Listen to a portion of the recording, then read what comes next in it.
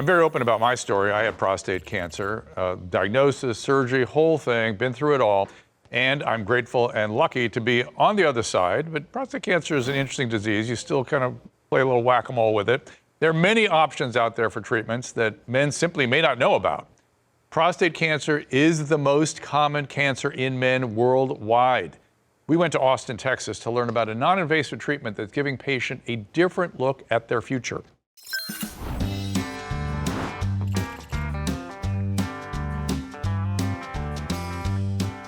So I started running in college to get my dogs some exercise, and it became something that brought me a lot of joy. The last 3 years, my PSA levels rose. I had a biopsy, and it was positive. Not a surprise, family history. My brother had surgery, as did my uncle, and so I thought that that was how most people dealt with their cancer. Come to find out through a couple of running buddies who had radiation that there was another option. My urologist recommended that I investigate Focal One for the HIFU procedure. I think the thing that was great was that it was so quick. It's non-invasive, there was no cutting and no radiation. It was just a one-day thing. For anybody who's recently diagnosed with prostate cancer, I would tell them to make sure that they were aware of all options. And then I let them know that there are other ways to combat prostate cancer rather than just radiation and surgery. I don't usually let much slow me down, and so after I had the procedure, I found that I was able to get out and do whatever I wanted to do. I'm joined now by Peter Dolan, whose story we just heard, and urologist Eric Giesler. Thank you guys for being here so much. Peter, thank you for sharing your story.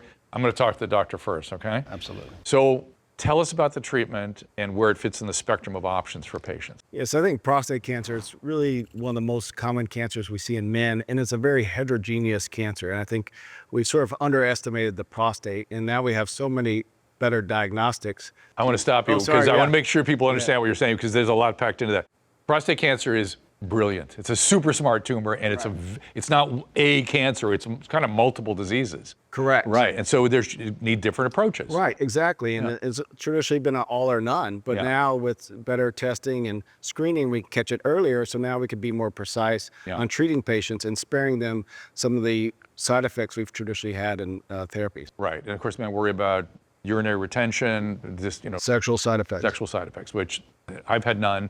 The robotic prostatectomy was a major advance forward, but it's a big surgery. It is. You want to avoid that if you can. I'm sure they talked about that with you. Absolutely. And is it for low-grade tumors only? No, it's for intermediate, low grade, and in some cases, a high grade, but mostly for intermediate. And so up to 4+4 Gleason scale, up in there? Depends on the situation, mainly more 3-4, 4-4. Okay, so intermediate, low.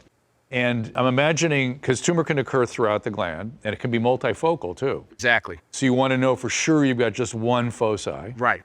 And how do you do this? What do you go after? You know, with today, most men, before they even have a biopsy, have MRIs. The MRI gives us a precise direction of where the tumor is. And I think that's what's been historically the difficult part. We've always underestimated the biopsy. You know, I always think about the prostate like your face. You have millions of glands all over, and you just see one. But in prostate, we're scared we're missing it. But now with MRI, we could focus, and then we can PSMA scans too now. You can PSMA scans PAD, and that's been a game changer for a lot of men to really define where that tumor is. And so we really be certain where we treat, we're getting all the cancer, but leaving the rest of the healthy tissue alone. And how do you go after it? What is the procedure? So HIFU is using highly intense focused ultrasound. I always think about sunlight, a magnifying glass, and a piece of paper. You know, but instead of sunlight, you're using ultrasound, very focused on an area to disrupt and destroy that tissue. So when that person comes out of the operating room, that cancer is dead. There's no cutting though, right? There is no cutting. It's a completely non-invasive surgery. So Peter, how was that procedure? From my perspective, it was the way to go. I looked at a number of options. I've been in a running group for 30 years, and so as my friends have gotten older and gone through this, they've had different ways to solve their problems. None of them had this opportunity, so I had to really look at it and decide if it was something I wanted to do, but I highly recommend it. So prostate cancer usually occurs in one lobe or the other. Mine was central. Could you do a central tumor? You can. And actually, that's where his was. Oh, interesting. And it was not in a traditional space. And that's actually, the MRI did not pick it up. It was only through the biopsy that we were able to find it. So you went in, you had it done. I bet it got you back out running again pretty quick. Absolutely, within a week or two. Oh my goodness. See, I was not me. I had a big surgery. It's a big surgery. Let's just talk about PSA testing. What do we? I was lecturing the audience during the breaks about this. How do we get men to do more PSA screening? We just have to be advocates for ourselves as men. You know, I think men have traditionally been scared of going to doctor. We're all sort of scared, but owning your body and not being scared, because we have so many new advances in ways. And PSA is just a starting point. And there's so many new tests that you could do, MRIs, to really get more precision before we go right to an invasive kind of procedure. The men, because I'm in primary care, the men always go, I'm fine down there. Right. You wouldn't know. We have to screen. You didn't know you had anything. I didn't know I had anything. No symptoms. Yeah, nothing. Because they imagine that you're going to mess everything up with the treatment of the cancer. You're here to tell us you're fine. Exactly. I'm here to tell you the same. So whatever your choice of treatment is.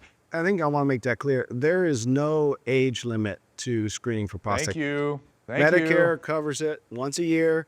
I always tell people, as long as you're active, as long as you're doing things, and until that day comes when you're waking up, watching TV and eating Cheerios, you should really check that PSA. We have a spectrum of treatment options. Yes. And early detection, early diagnosis, as in Peter's case, really enables a person to get really a non-invasive focal treatment to minimize impact on quality of life. You want to get a short-term, cure, but with not having lasting long-term side effects. And that's what Focal One HIFU allows us to do. And to some extent, the age of the patient figures into what you're going to choose, Correct. this sort of thing. So, well, thank you, gentlemen. Peter, thank you for sharing the story with us.